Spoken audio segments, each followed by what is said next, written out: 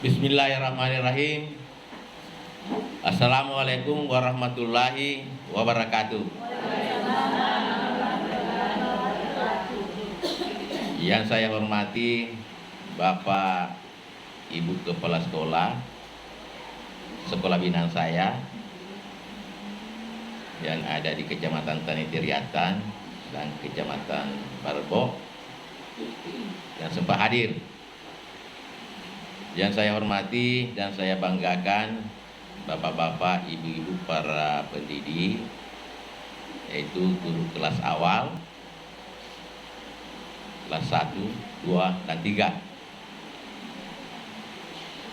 Pertama-tama, marilah kita bersama-sama mengucapkan puji dan syukur kehadirat Allah Subhanahu wa Ta'ala,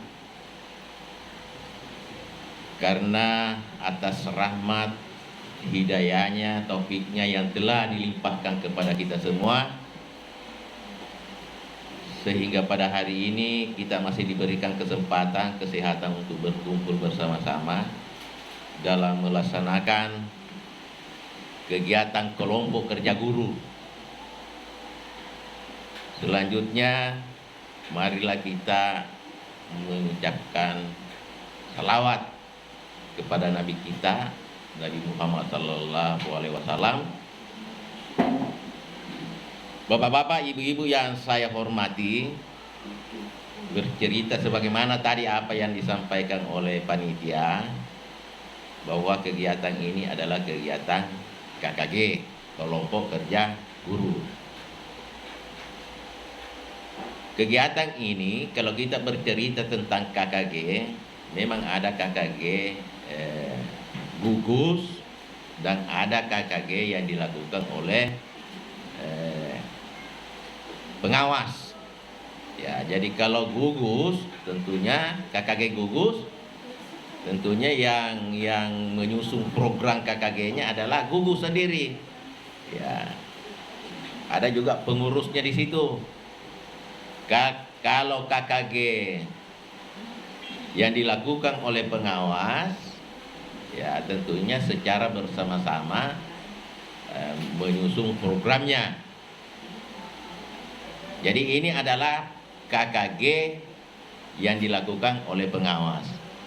Justru di sini mungkin di Kecamatan Tanitiriatan di sekolah binaan saya lebih dari, artinya bukan satu gugus kan? Ya mungkin misalnya di SD 5 Manurunge lain gugusnya, di sini juga lain gugusnya, lebih-lebih kalau yang ada di Kecamatan Barebo. Ya justru itu kalau pengawas melakukan kelompok kerja KKG maupun K3S, ya dikumpulkan semua binaan-binaannya. Begitu. Jadi bapak-bapak, ibu-ibu yang saya hormati, kalau kita ber-KKG itu, KKG kelompok kerja guru, sebenarnya kalau kita mengatakan apa sebenarnya itu KKG, apa yang mau dibahas,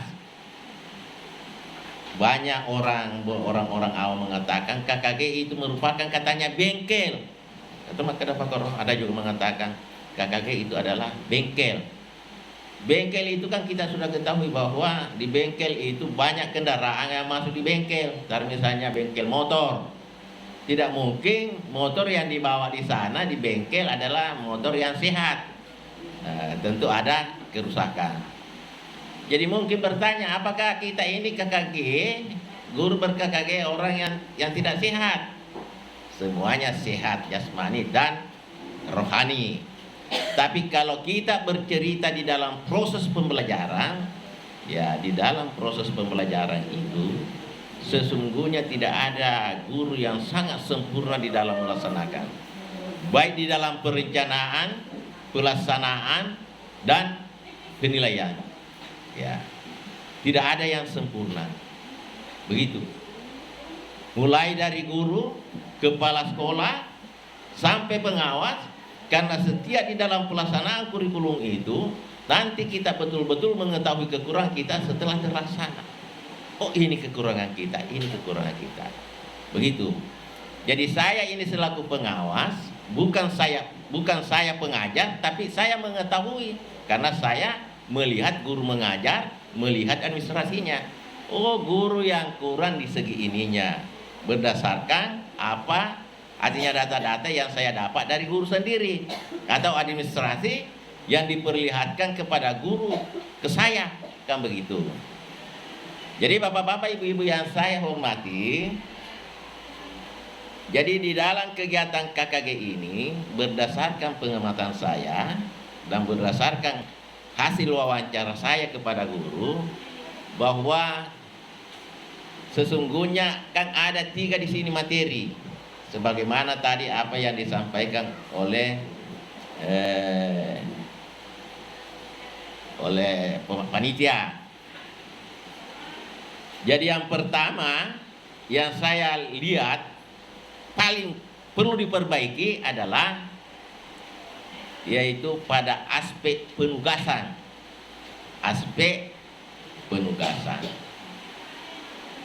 Pada artinya kegiatan teknik penilaian pada aspek artinya penugasan teknik penilaian penugasan pada aspek pengetahuan. Ya, jadi saya ulangi, teknik penilaian penugasan pada aspek pengetahuan.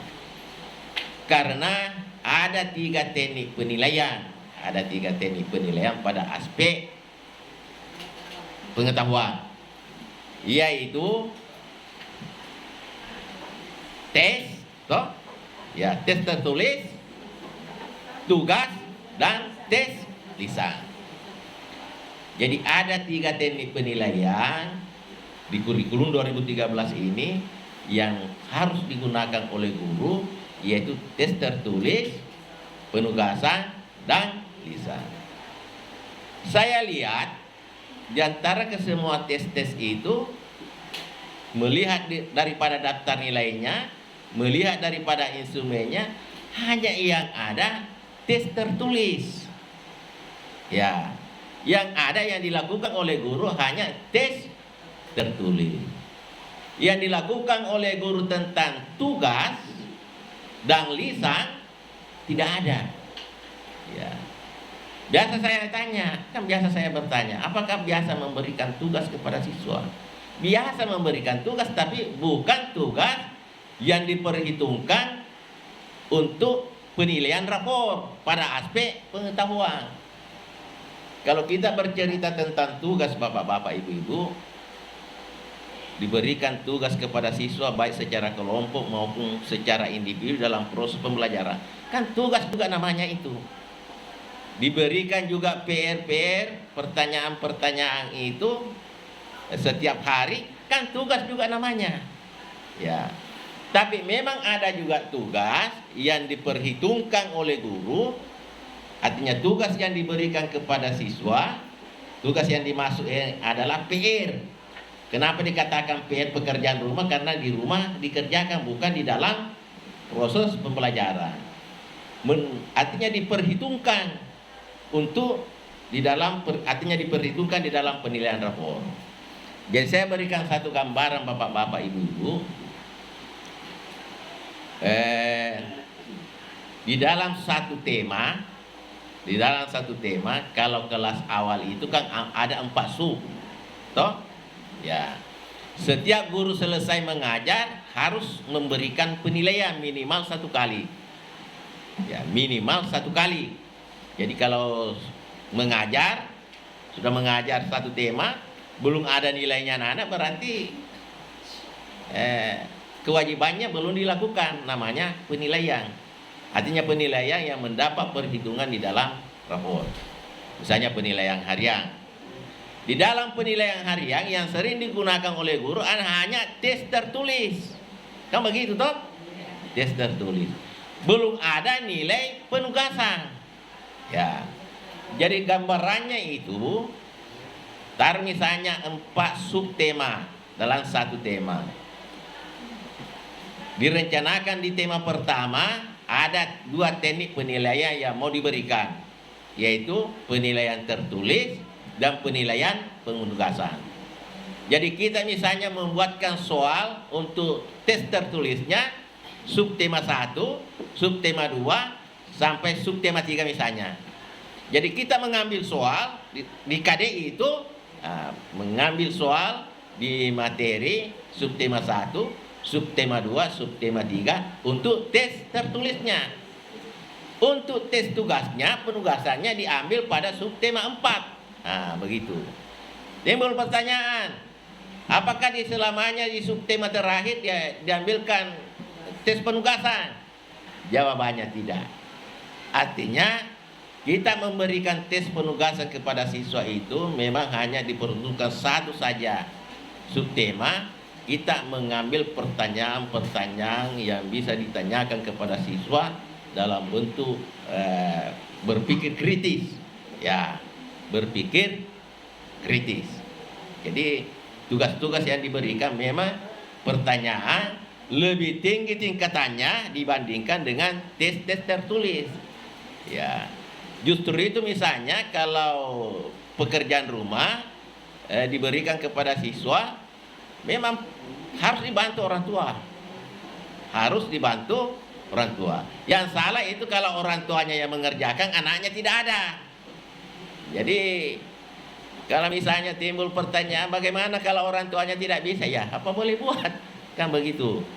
Yang penting memang diharapkan pekerjaan rumah itu dibantu oleh orang tua. Mungkin timbul pertanyaan, wah kalau begitu orang tuanya pintar, misalnya guru, bisa saja nilainya dapat 10 atau dapat 100, tidak apa-apa.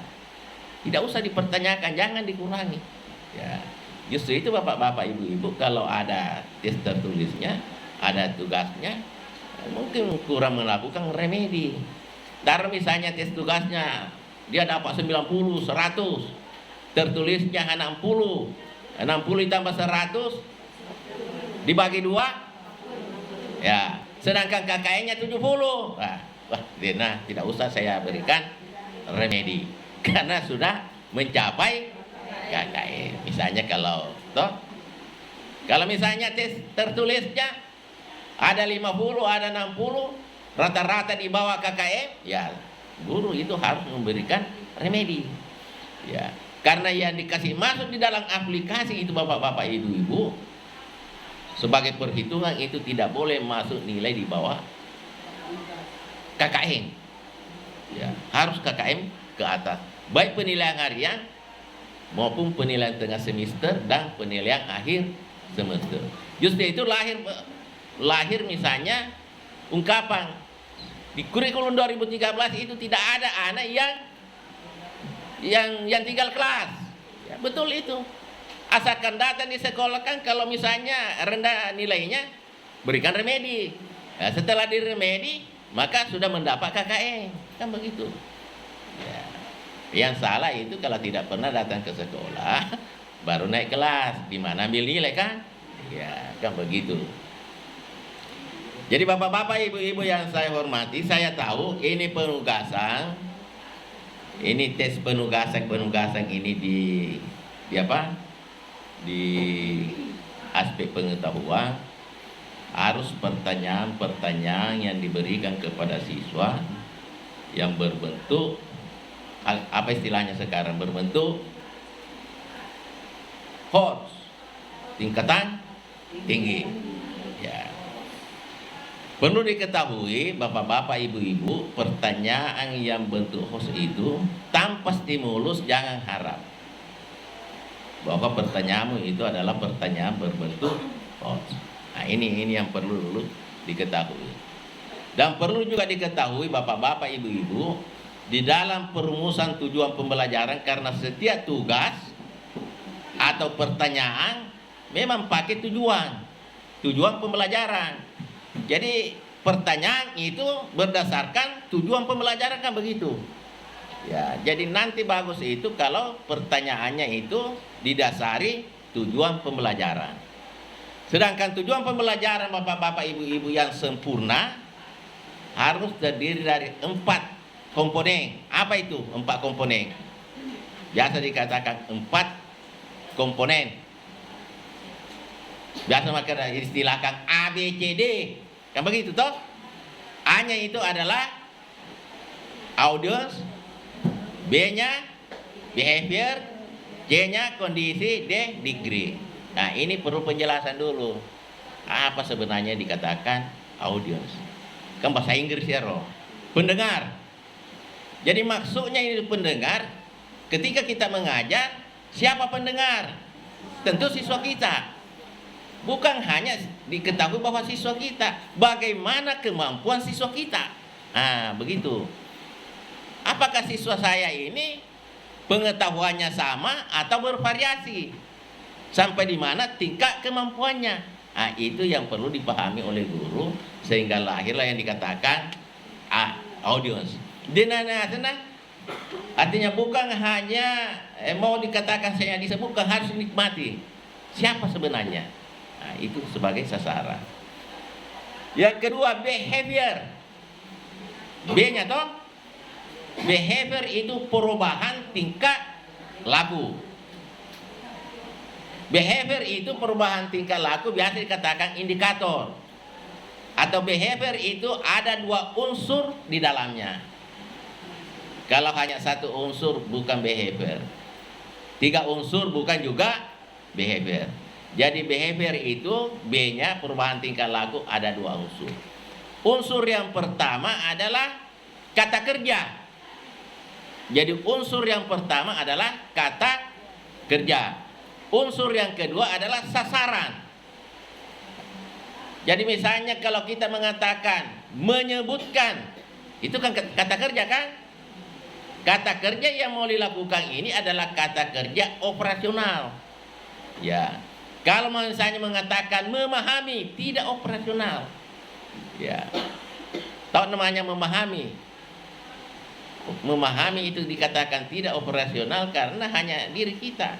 Yang dikatakan operasional ketika kita ungkap di tahu orang. Menyebutkan berarti dia sebutkan, menuliskan. Jadi dia lihat orang, oh ini yang disebutkan, ini yang dituliskan, ini yang dibedakan. Kalau memahami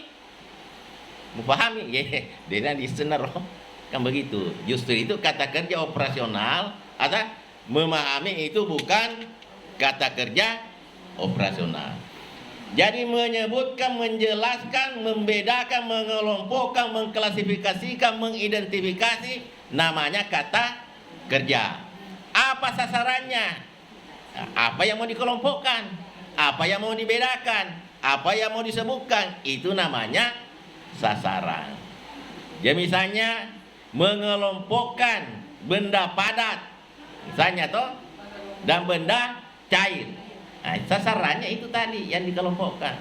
Jadi behavior itu adalah perubahan tingkah laku. Perubahan tingkah laku itu ada 2 unsur di dalamnya, yaitu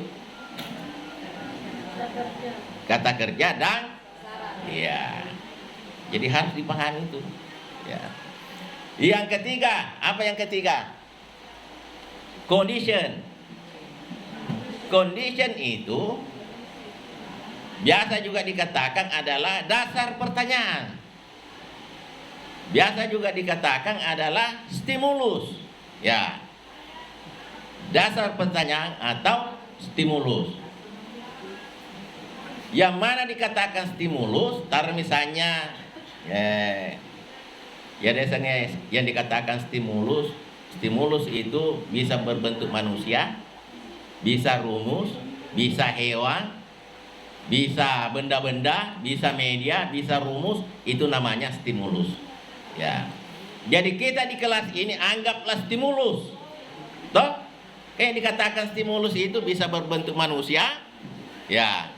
Bisa hewan, bisa tumbuhan, bisa benda-benda, bisa rumus-rumus, bisa media-media, semuanya yang dapat dilihat, dapat didengarkan, itu semuanya dikatakan stimulus. Toh? Ya. Jadi manusia yang ada di sekitar ini anggaplah stimulus. Jadi justru itu di sini bermacam-macam, ada guru, ada kepala sekolah, ada pengawas. Kan begitu toh? Ya. Ketika kita mengajukan pertanyaan kepada siswa, tentu didahului tujuan pembelajaran. Mengajukan pertanyaan itu jangan tanyakan kalau sudah diketahui untuk apa ditanyakan. Kalau misalnya ditanyakan yang mana kepala sekolah di sini, yang mana guru, yang mana pengawas, Kalau sudah dianggap sudah tahu baru ditanyakan, itu namanya pemborosan. Kan begitu toh? Nah, jadi tentu yang kalau kita menanyakan dianggap memang belum ditahu. Jadi siapa yang mengetahui belum ditahu? Tentu gurunya. Kan contoh misalnya toh, anggaplah misalnya ada orang lain di sini. Tidak tahu yang mana di sini guru, yang mana kepala sekolah, yang mana pengawas. Baru kita misalnya buatkan satu tujuan pembelajaran. Tujuan pembelajaran misalnya melahirkan pertanyaan. Kondisinya kita mulai Kondisinya misalnya mengatakan dihadapkan. Ya bisa dikatakan dihadapkan. Ya. Dihadapkan. Kelas berapa ini Pak Roni? Nah, kelas awal misalnya, kelas 1. Contohnya misalnya toh, dihadapkan guru, kepala sekolah, dan pengawas di kelas, misalnya di kelas apa ini? Kelas 1, orang-orang yang ada di kelas 1, siswa dapat menunjukkan kepala sekolah dengan benar. Ya.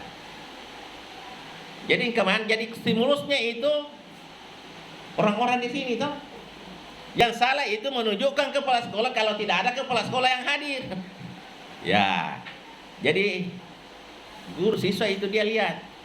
Oh dia sengaja bulkis pura sedikit kada tahu kepala sekolah. Nah, ini puan. Begitu. Jadi itu stimulusnya adalah orang-orang. Jadi sehingga dikatakan dasar pertanyaan.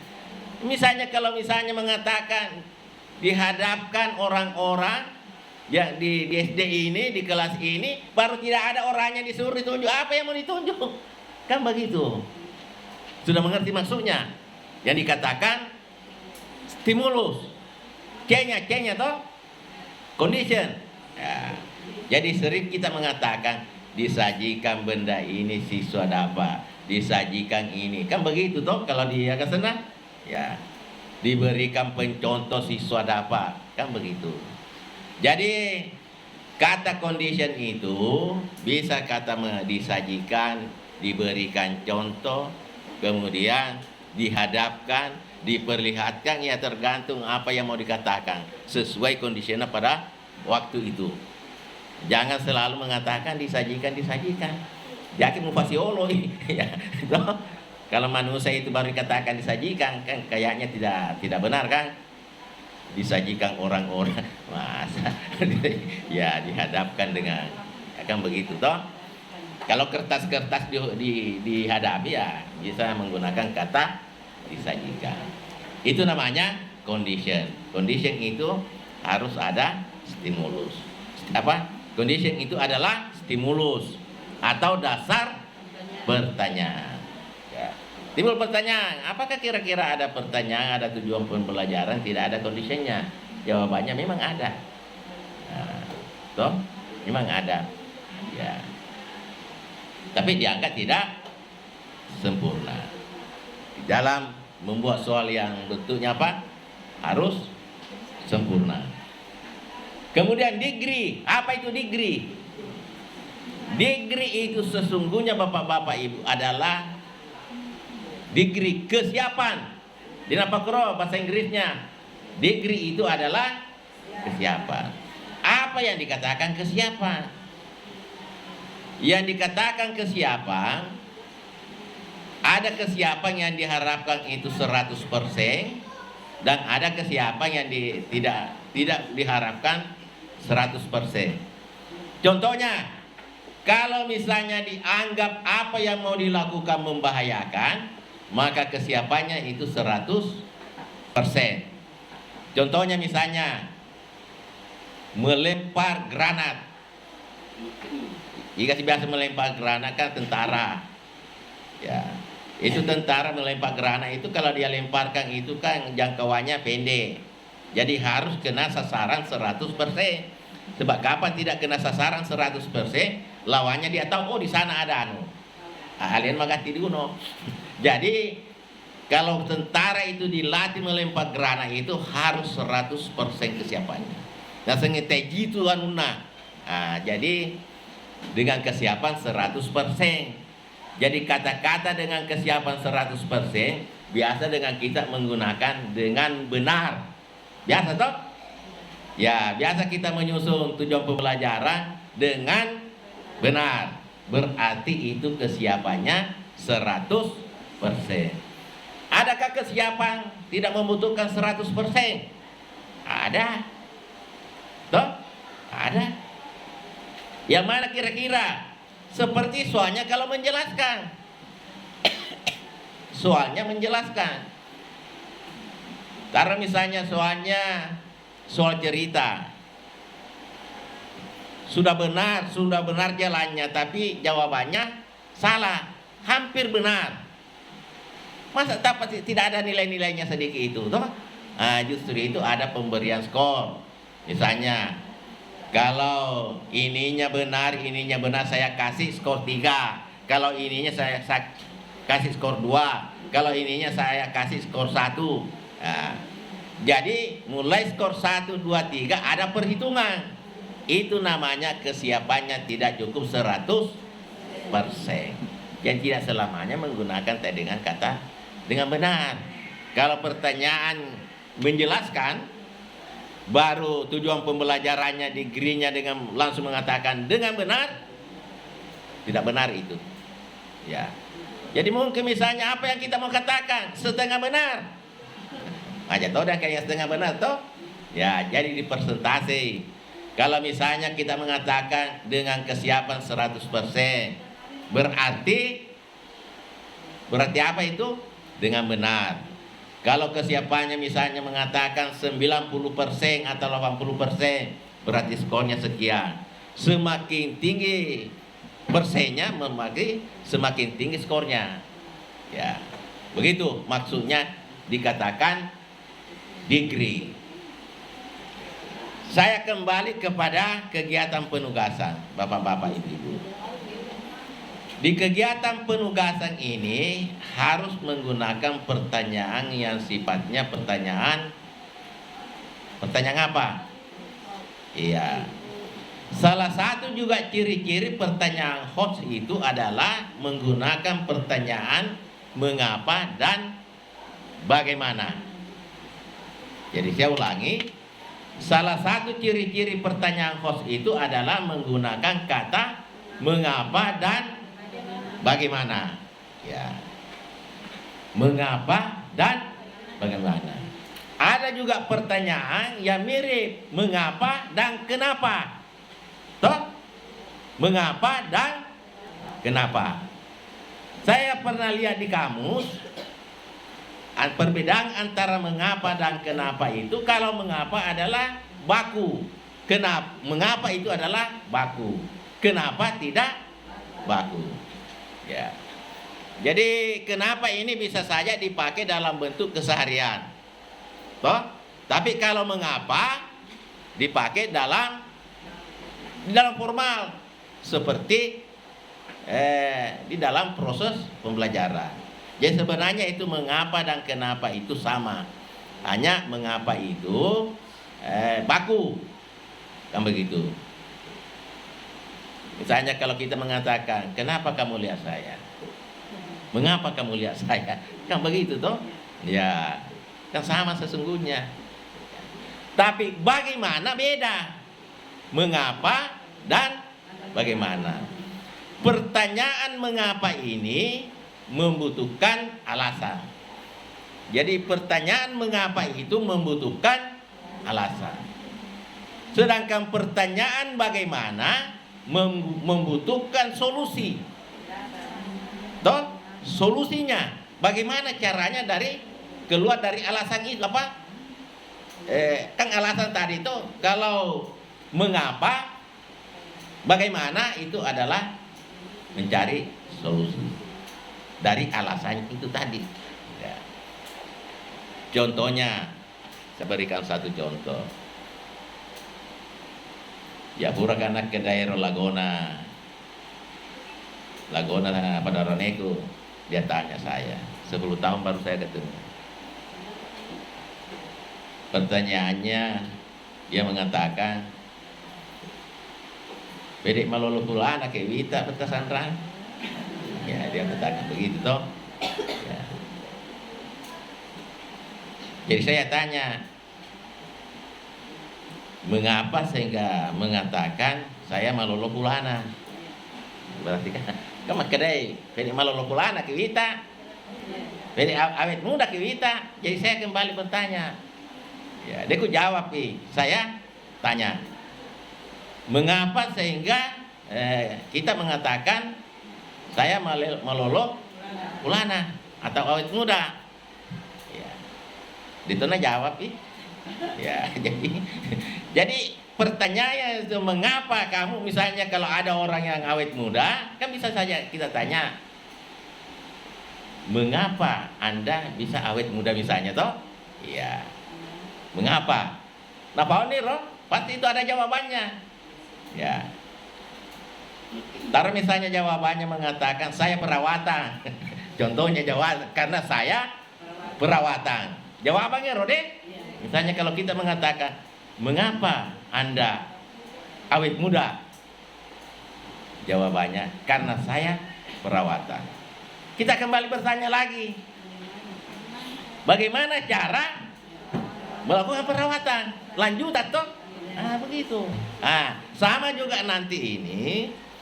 Jadi bapak-bapak, ibu-ibu ini kalau membuat pertanyaan yang sifatnya penugasan, itu paling bagus kalau misalnya menanyakan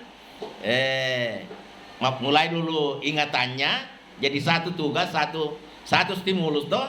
Mulai dulu pertanyaan yang sifatnya ingatan toh, siapa, di mana, kapan, berdasarkan stimulus. Baru melahirkan pertanyaan mengapa, tetap itu, dan dilanjutkan pertanyaan bagaimana. Kalau itu yang dilakukan bapak-bapak, ibu-ibu, luar biasa. Setelah pertanyaan penugasan toh. Nah, justru itu saya katakan bawa buku. Bawa buku. Ya, ingat itu. Jadi nanti kan ada, ya nanti pemandu di sini memperlihatkan dulu tugas-tugasnya. Jadi saya katakan pemateri itu harus ada tugas. Ya, harus ada penjelasan-penjelasan diperlihatkan. Ya, kan begitu toh. Jadi itu salah satu contoh penugasan. Tentu ada rubrik penilaian, ada instrumen toh, ada instrumen. Mungkin pertanyaan pertama karena sifatnya pengetahuan, hanya mungkin misalnya skornya iya atau salah. Maksudnya benar atau salah. Jadi skor 1 misalnya. Ya. Jadi kan tidak mungkin skor 1, bisa saja skor 2, tergantung pertanyaannya. Kalau 3 ditanyakan siapa ibu, siapa bapak, siapa, baru 1 skornya, ya kan lebih bagus 3 skornya karena 3 yang ditanyakan. Kalau bertanya lagi misalnya mengapa, tetap di stimulus itu, ya. Oh, kalau misalnya penjelasannya begini, saya skor 3, kalau begini 2, kan begitu instrumennya. Bagaimana caranya? Diresi. Caranya menjelaskan ini sangat tepat, ini kan begitu. Itu namanya instrumen penilaian. Jadi memberikan instrumen penilaian itu ya harus itu jelas, supaya jelas juga nilainya siswa. Jadi saya rasa bapak-bapak, ibu-ibu bercerita tadi penugasan itu, saya jelaskan istilah penugasan di dalam merumuskan membuat soal itu atau tugas itu didasari dengan tujuan pembelajaran. Pertanyaan mengapa dan bagaimana itu mulai berlaku di TK itu di perguruan tinggi. Toh? Ya. Pertanyaan mengapa dan bagaimana bukan saja berlaku di kelas atas. Ya. Kalau di SD mulai di kelas 1 sampai kelas 6. Kalau di SMP mulai kelas 1 sampai kelas 3. Pokoknya semuanya berlaku. Tapi yang ditanyakan sesuai dengan kemampuan siswanya. Kan begitu. Begitu maksudnya toh? Ya. Sesuai dengan behaviornya. Behaviornya itu audionya ini siswaku hanya begini. Berarti behaviornya yang mau ditanyakan hanya ini. Begitu. Jadi banyak dulu guru membuat pertanyaan-pertanyaan. Saya tanya kepada gurunya, Ini kayaknya pertanyaannya saya ini pengawas susah juga untuk menjawab. Susah juga untuk menjawab pertanyaanmu ini. Ya. Anunya tujuan pembelajarannya. Ada tujuan pembelajaran yang dibuat. Kemudian belum lahir. Kayaknya tujuan pembelajaranmu ini saya selaku pengawas S2 atau apa. Sedangkan mata pelajaran yang kamu berikan kelas 4. Saya sendiri tidak bisa jawab pertanyaanmu ini. Kenapa? Karena pertanyaannya itu memang pertanyaan berbentuk asna. Kayaknya mahasiswa Wodi yang bisa jawab. Ya, kan begitu. Jadi saya tanya, apakah kira Anda bisa menjawab juga pertanyaanmu ini? Tujuan pembelajaran kalau dilahirkan pertanyaan. Ditanya oleh itu namanya membuat pertanyaan salah. Ya justru itu salah satu prinsip penilaian itu yang benar adalah siapa yang mengajarkan itu juga yang membuatkan pertanyaan. Ya, karena dibuatkan pertanyaan itu nanti dibuatkan pertanyaan setelah diajarkan. Nah, begitu ceritanya toh. Jadi jangan menanyakan membuat pertanyaan sebelum diajarkan. Itu salah satu prinsip penilaian. Jadi itu pertama, penugasan toh. Jadi nanti kan ada kerja kelompok. Kegiatan keempat, produk proyek ya. Jadi nanti ada kegiatan produk, ada proyek ya. Itu keempat, bukan proyek yang mau dilakukan, karena proyek mungkin agak susah toh ya. Praktek dan ya produk. Tapi kalau bisa kembangkan proyeknya bisa juga. Tapi yang dibahas dulu di sini adalah produknya dan proyeknya toh ya. Produk dan praktek toh ya. Yang penting kalau praktek itu dilihat langsung, itu praktek. Kalau produk hasilnya yang dilihat. Jadi misalnya siswa diberikan tugas PR membuat misalnya melukis di rumah, jelas tidak dilihat toh. Kalau tidak dilihat, tentunya hasilnya mau dilihat. Itulah yang diperiksa, itulah yang dikatakan produk. Nah, itu yang mau dibuatkan rubrik. Yang dikatakan rubrik ada aspek-aspeknya, dan setiap aspek yang mau diperiksa itu ada kriterianya. Dan mungkin setiap aspek berbeda kriterianya, bisa saja sama.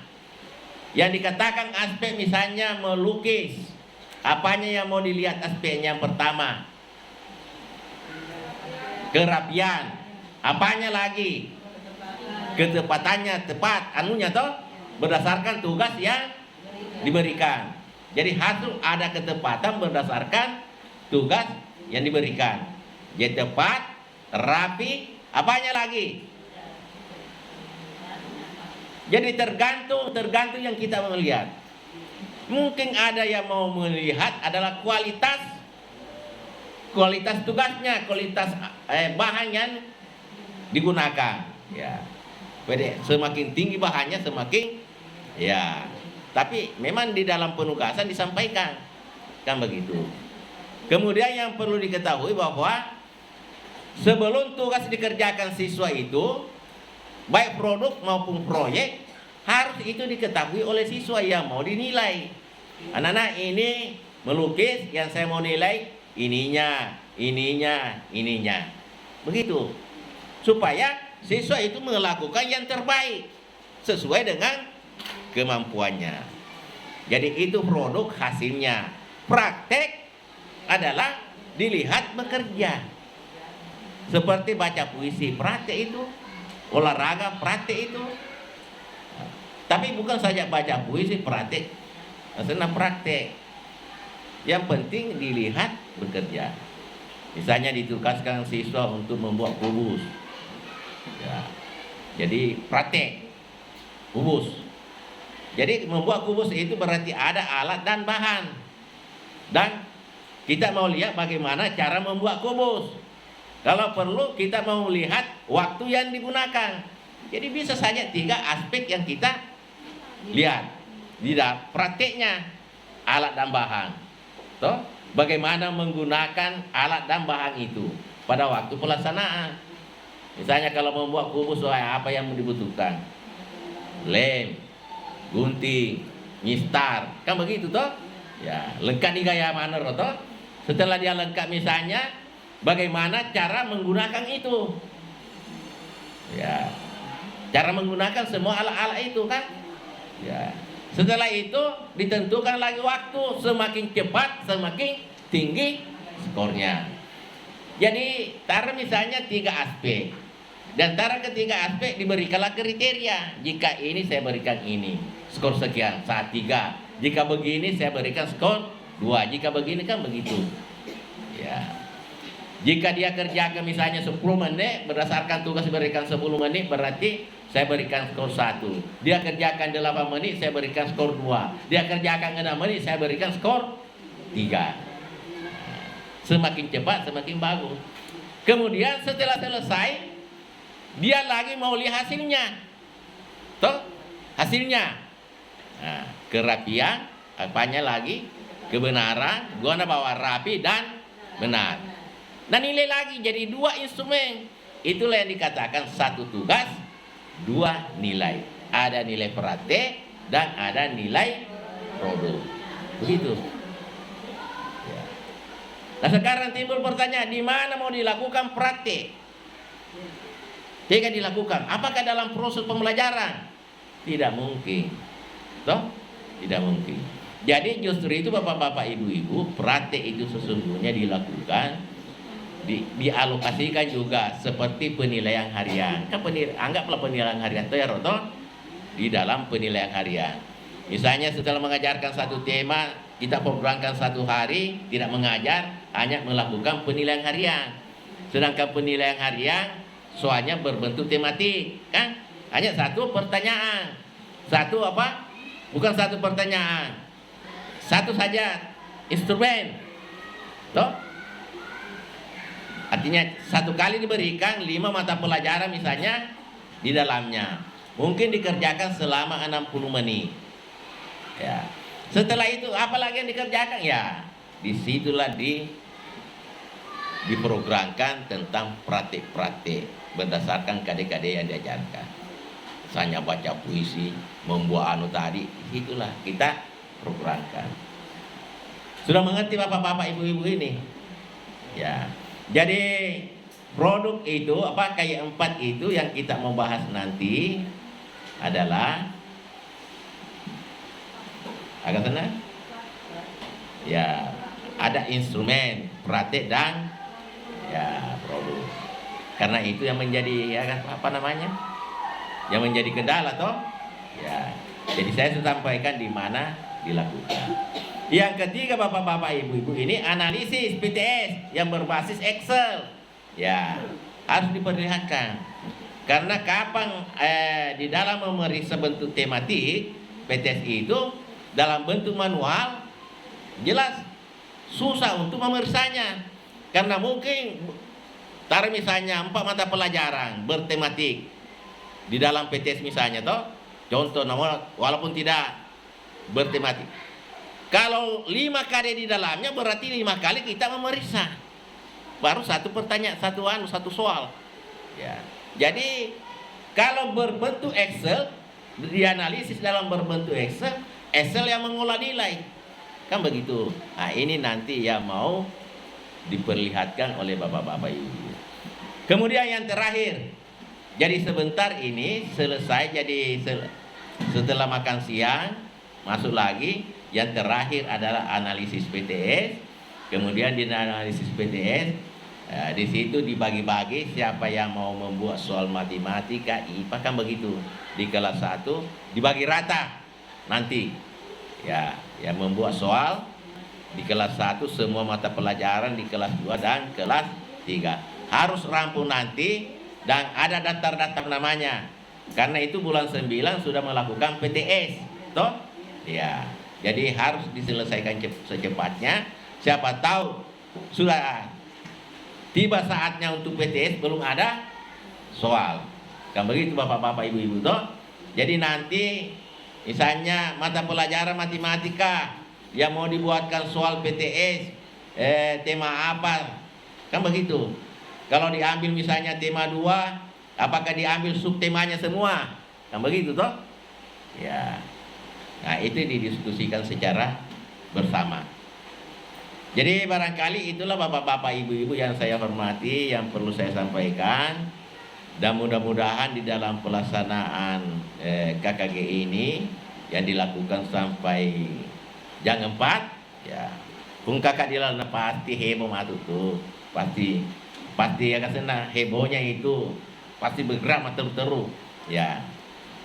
Jadi mungkin tidak dirasakan tetap panik, ya begitu. Saya tinggal di sini sampai jam 4.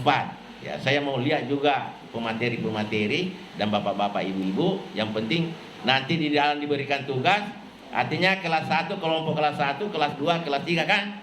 Ya. Jadi jangan kelompokkan kelas 1 dengan kelas 2. Di kelas 1 khusus kelas 1, jadi semua nanti peserta ini setiap tingkatan kelas harus mempresentasikan tugasnya, lewat elektro, baik penugasan, produk, dan analisis. Begitu. Jadi saya rasa cukup sekian, kami akhiri ucapan wabillahi taufiq wal hidayah. Wassalamualaikum warahmatullahi wabarakatuh. Waalaikumsalam warahmatullahi wabarakatuh. Ya, tepuk tangan dulu. Ya. Jadi sesungguhnya itu setiap orang sudah berbicara, maka situ dia mah kalau tepuk tangan. Ya, karena itu motivasi. Sama juga siswa itu kalau dia menjawab, majatuh jawabannya, magelote jawabannya, berikan tepuk tangan supaya lebih termotivasi. Apalagi magelo memen nih. Magelo mau kadang-kali enggak? Ya, magelo ya. Tepuk tangan lagi. Ya. Begitu. Jadi saya akhirnya ucapan wabillahi hidayah. Assalamualaikum warahmatullahi wabarakatuh.